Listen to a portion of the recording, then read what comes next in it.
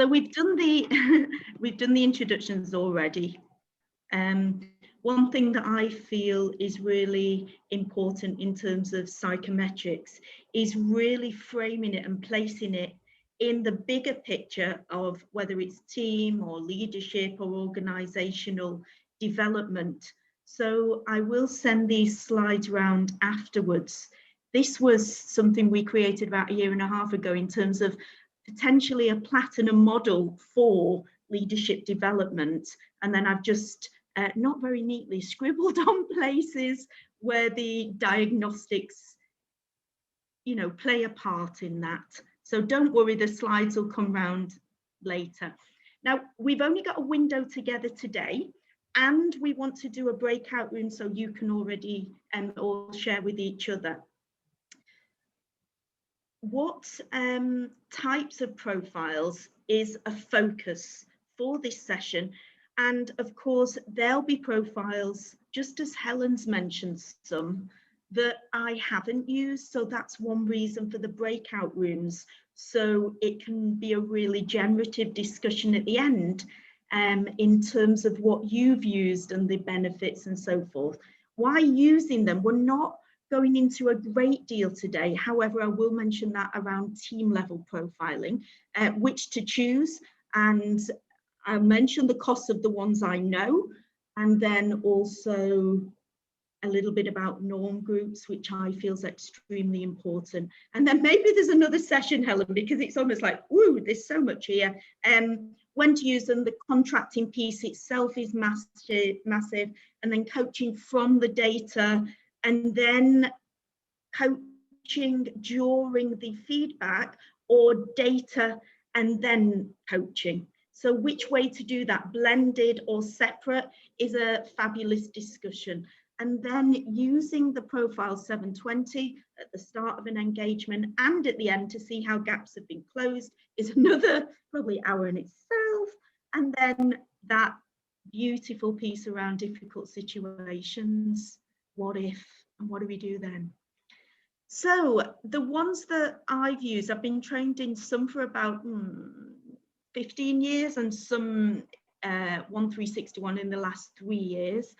I use ability and personality, drawing on strengths, and then I also created one in the last year. So that's another one that's the team one that I'll share.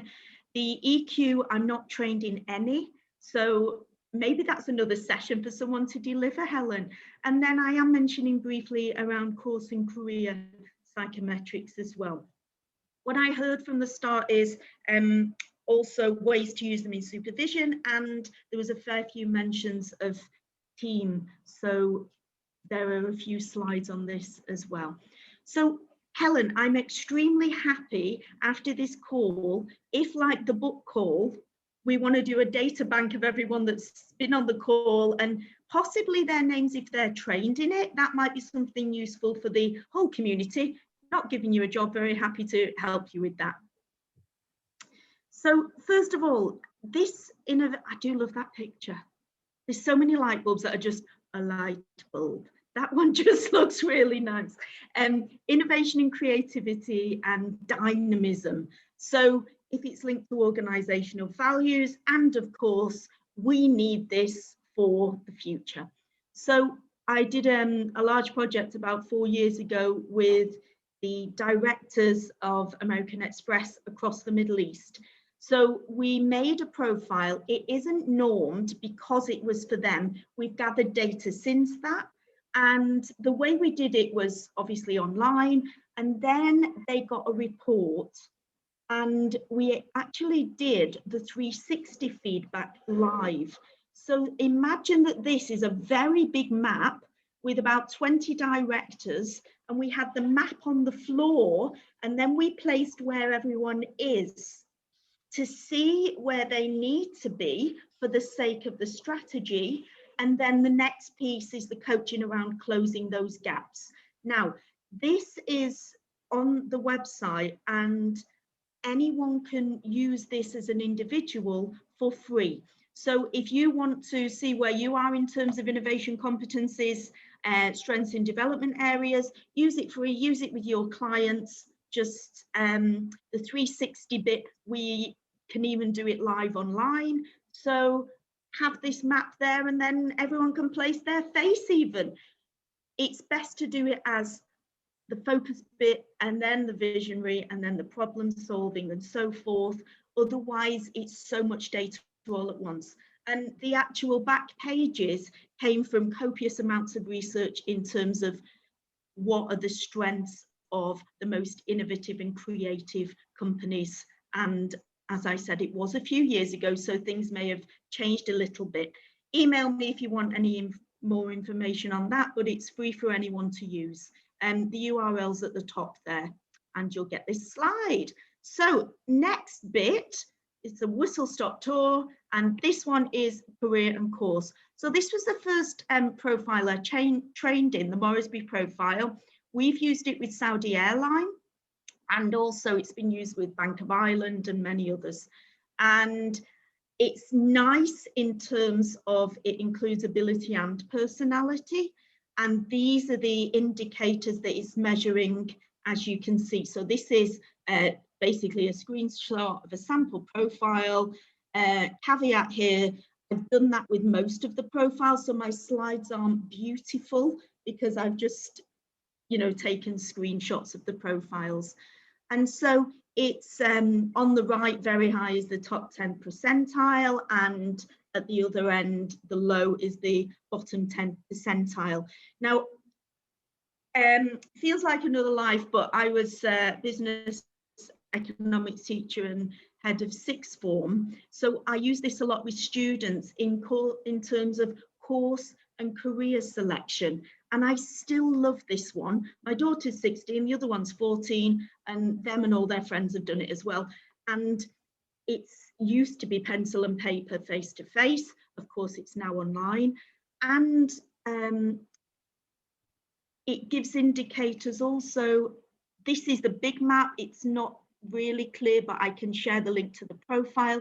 It gives the families, and the darker lines are the ones that are the best fit in terms of ability and personality from the data, from the report for this particular person. I've also used this for no apparent reason, just with women, but with women who are returning to work. And I was in finance and I hate finance, and it's either go back to what I can do really well, but I hate, or now's the time to change, and that's where the coaching comes in. So that's another profile in terms of ability and personality, and useful as well for career progression in organisations. It's around £30 cost price. And then for the students, because you can do an adult or a student one, it then gives you data in terms of which course. It also covers IB as well as A-level, so it's not just UK centric, which I felt was really important as well. And then another one for the same purpose that doesn't look at ability, but that said, if you've got someone's CV and they're with you talking, or if it is a student and you've got their reports, then you know where they are in terms of ability. And this one from Savile is called Myself. Savile Myself. And again, I love this one because of the job families. So this is strengths and preferences in terms of those different careers areas. And I found it's fine with anyone from about the age of 14, and some of the vocabulary needs a little bit of explanation. What is logistics? I'm 14, I've got no idea what that means, for example. So many more pages on that. Happy to share the link to the sample report of that as well. And again, I'm thinking it is around £40, that one. It does include a lot of information. So the next group of profiles, this one is actually a snippet where people can do it themselves, actually drawing on 0 in the center, 10 at the edge in terms of type. So, for example, I'm I used to be a finisher. I'm really rubbish at that now. When I was doing my PhD, analysis was up there. So we've got that's innate, but then there's also an element that can shift. So have a think about you for a second. Where are you? Which are your two top strengths and preferences? And what's your growth edge in terms of those areas?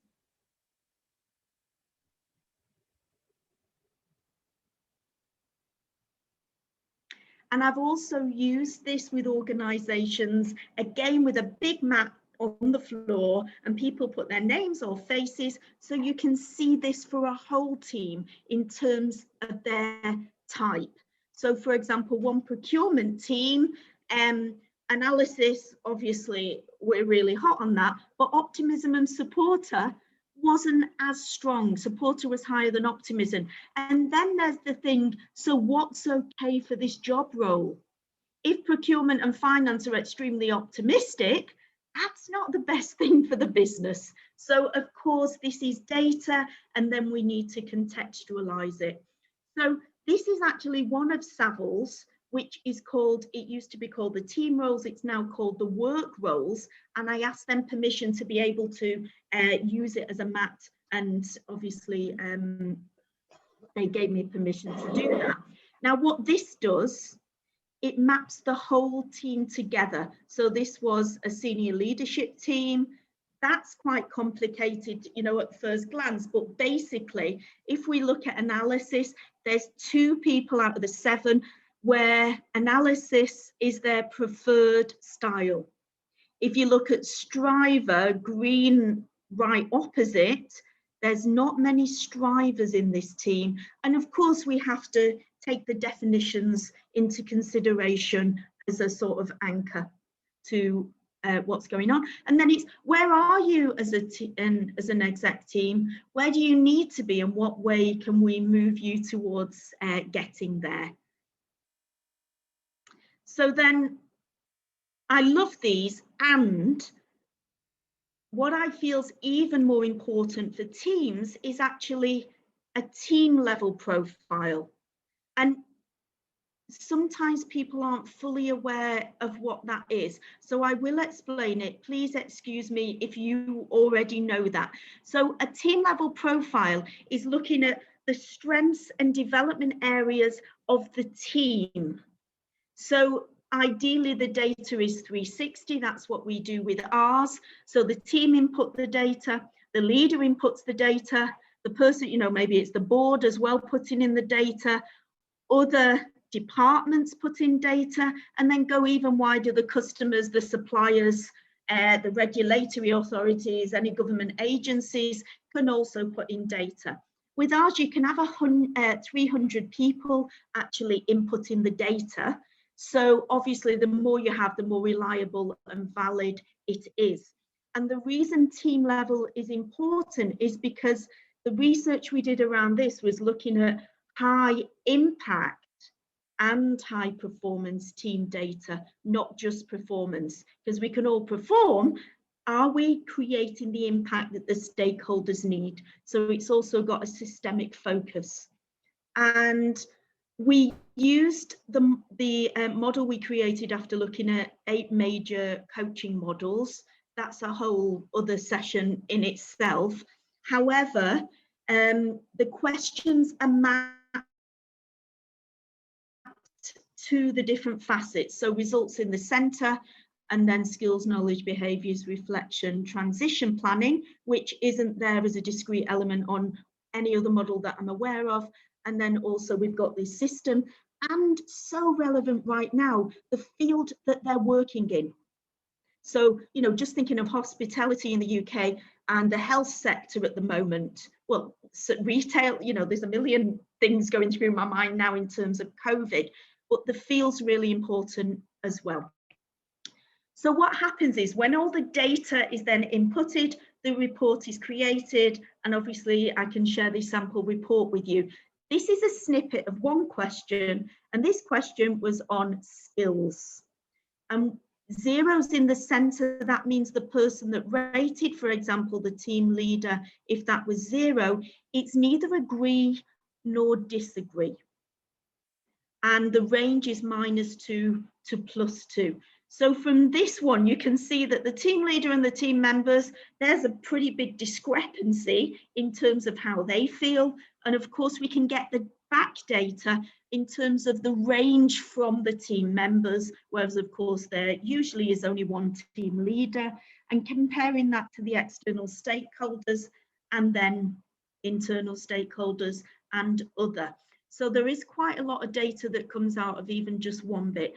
It's also possible for people to put, I cannot comment. And the reason for that is in terms of process or capturing learning, an external stakeholder may not know, and yet their voice on other questions is really important.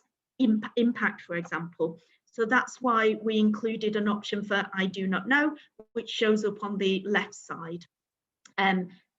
Unable to comment, there we go, on the, sorry, right side. Unable to comment is 3 on this particular question, and the key stakeholders, internal stakeholders and external stakeholders neither agree nor disagree around that particular statement. Okay, so moving on from there, we also included narrative in a stop, start and continue way. So here's a few comments there. The way it actually looks in the report is like this, and it does identify the team leader. It doesn't identify anyone else unless there's just one person who's rated from that category. And of course, depending on the way that people write, sometimes they are identifiable. And of course, the narrative really brings the data to life. So the way we use this is using the profile at the start of a team coaching engagement when we're clarifying needs. And then together we draw the roadmap from the data and the purpose of the team and the stakeholder mapping and the strategy. And then the team coaching takes place. Then afterwards, we also do it again. So 7:20. Of course, people come and go from teams and so forth. This can't be helped, but at least we've got an indicator of areas that have been closed and also potentially new areas to focus on as well. We do training on this, and actually I offered that 2 people from this call could attend the next training session, which is on the 8th of February, complimentary. I'm very happy for you all to attend because there's not, you know, excessive numbers on this call. So Helen, we can send the details round later. And of course, you'll see the on the website more around what the training actually includes. Where it includes is how to contract, ways to feed back the data. We always feed back to the team leader first, and then to the team, and usually in snippets, and we explain the rationale for that. And then also the fact that here we're talking to data, it isn't our opinion in any way, so the types of wording we should use around that. And then the dealing with difficult conversations, and also really working generatively with the team, what next from the stop, start and continue. Okay, so yeah, if anyone wants to attend, you're very welcome. We also include a little bit around the pitching of the profile and making sure that piece at the start, it's really clear the rationale for using a profile in the team coaching engagement. Okay, that is a lot around a systemic focus, and we include a little bit of that in the training as well, because we need to look outside in and future back for a team to be really effective. Someone's mentioned agility. I'm a certified agile coach as well, so we always use that style and approach too. And then there's a video in terms of the technicalities, how to set it up. Just for information, it's been used with, for example, Lego. So it's 2-factor authorization, and Lego were happy in terms of their IT team, in terms of the fact it was secure for them to use. So that's a great thing moving forward. Let's skip on to another one now. That's enough on that one. Oh yeah, the what if people do on their own, and then we do that at team level as well in terms of what next. So you'll be able to see more on that. So the next section is on leadership. Now, I love the leadership circle. I'm not trained in it, and where I got introduced to it was I did the 9-month part-time CTI leadership program in the States, and everyone was doing the leadership circle. I love it, and I did find the elements were US centric, and I'd love anyone else's view on that. In terms, especially in terms of terminology, and most of my work's in the Middle East, so it would have been a slight mismatch.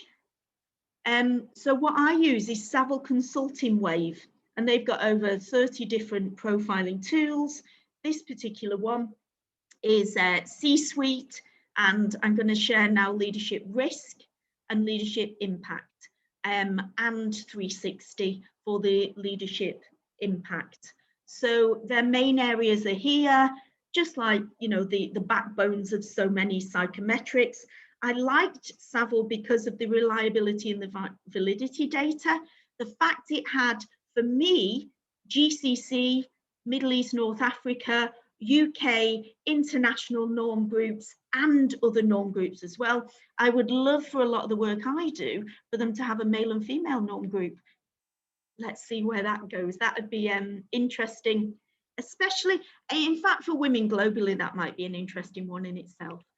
So this is the summary page of the, this is 360 because it shows the range. So for example, as a summary for, it's people, professional and pioneering are the main areas. Then administrator is under professional, as you can see. And the range there is from, I hate the word ineffective, but it's what they use, fairly ineffective to very effective. And the average of that is 5. And then other more complex slides just around professional, they show what the person said, what their line manager said who's identifiable, what their team members said, and so forth. So you can see at the bottom here, we've got boss, self, peer, report, and other. And you can see there the range in those.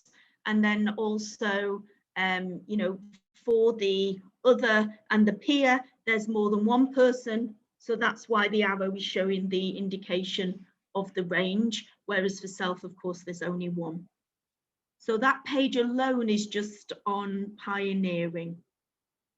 And then as well, it includes the narrative data. And the way we tend to do the narrative is to actually read it to the person as opposed to them reading it themselves. And there's some research behind this. If we're reading it ourselves, we focus on that and who may have said it, whereas just hearing it, even getting, you know, people to sit back, close their eyes when they're listening to it can be extremely powerful to play with. So that's the leadership risk and impact at C-suite. They also do ones for more middle manager, depending on the size of the organization, director as well, which is called the Performance 360. And very similar, but different competencies because of the level the person is in the organization. And then, I'm sorry, that slide's out of order. That's actually one of the slides for Savile myself, the career one. I'll put that in the right place before I send the slides to you. So this is the summary of the leadership styles. This one wasn't 360. 360 is that bit more expensive. I tend to sometimes not even share that it can be done just with the norm group as opposed to the 360 data, because I find this 360 invaluable. And then here's another page from the leadership profile, and the T and the M under reliable in the center under coordinator, that talks about talent and motive. So in this case, this person is motivated to grow in terms of reliability.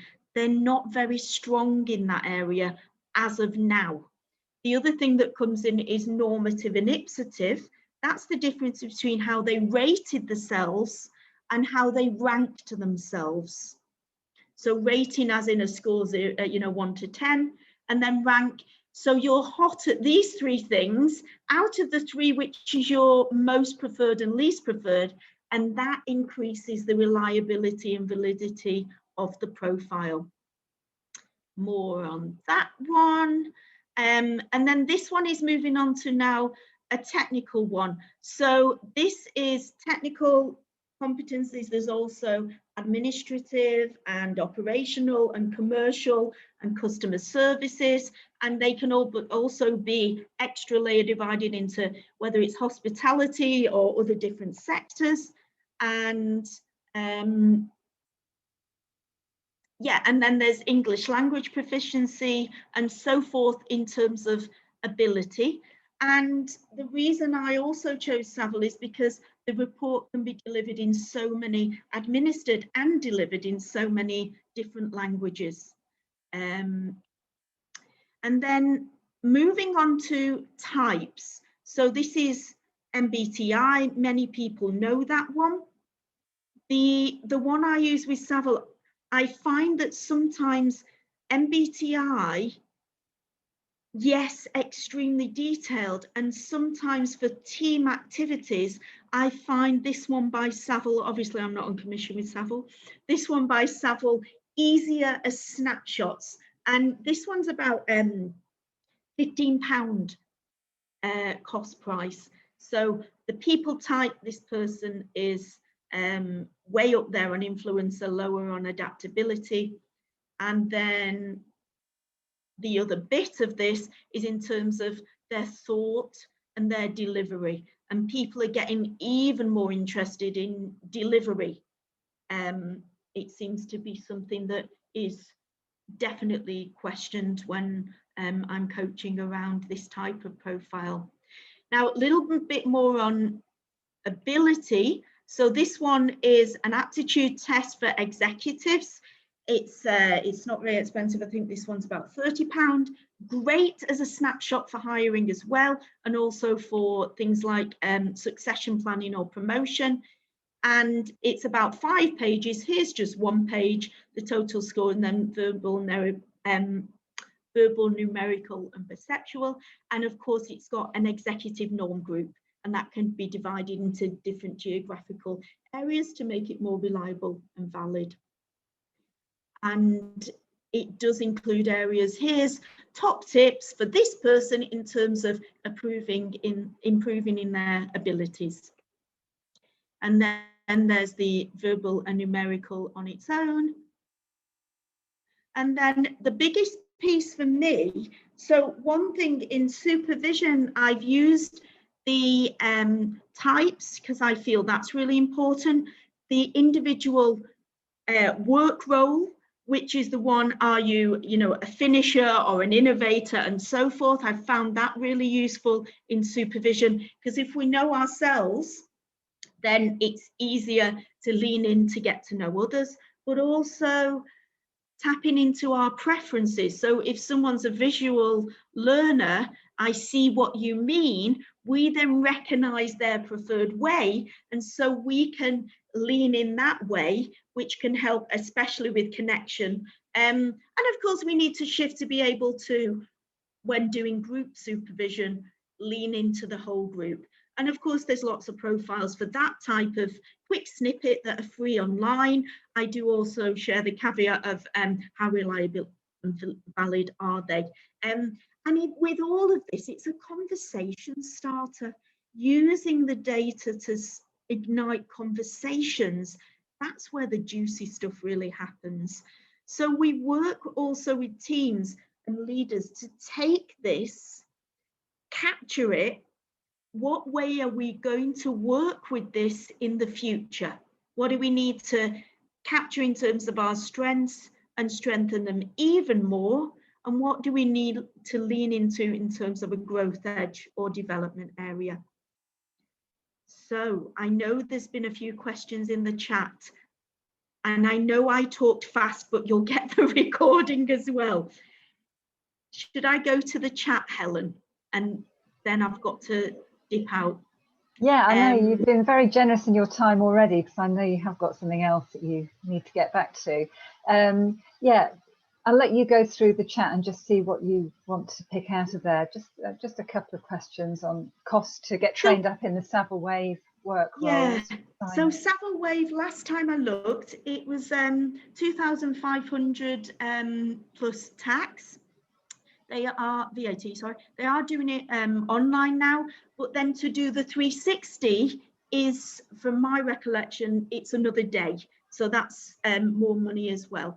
So the initial and then the extra for the 360. And I believe you need to be experienced in the others for a little while before you go into the 360. Do you want to come off silent and ask any pressing questions?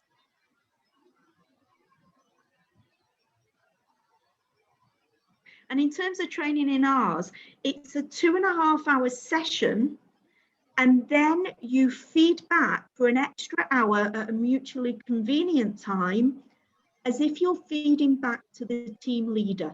And that's just an hour, and then you've got the license to run with it. So we just, for you know, accountability, checking that people are feeding back the data accurately.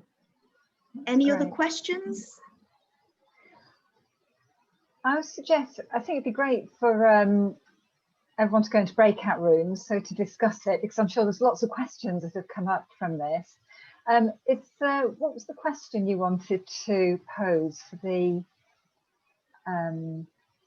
sorry, just saw a message came up from Nikki about the timings for the 8th. Do you want to just answer that first? So on the 8th, I'll send it all round. It's 2:30 UK time. And there will be one a month after as well. And how long is that for? It's 2.5 hours. 2.5 hours. And then you can either just do the training. If you want to do the assessment, happy to do that complimentary. And that's the extra hour. Lovely. Well. So is there a particular question you'd like to throw out there for breakout rooms? Or would you just like, you know, go and discuss, share the tools that you use, how you use them? Yeah. I think sharing what you use, and maybe any that you've noticed that you might want to use from what I've shared, but I'd leave it as an open discussion, really. Yeah. Okay, great. Well, let's do that. I know you have. Claire, thank you so much for that. Thanks for stop recording. everyone.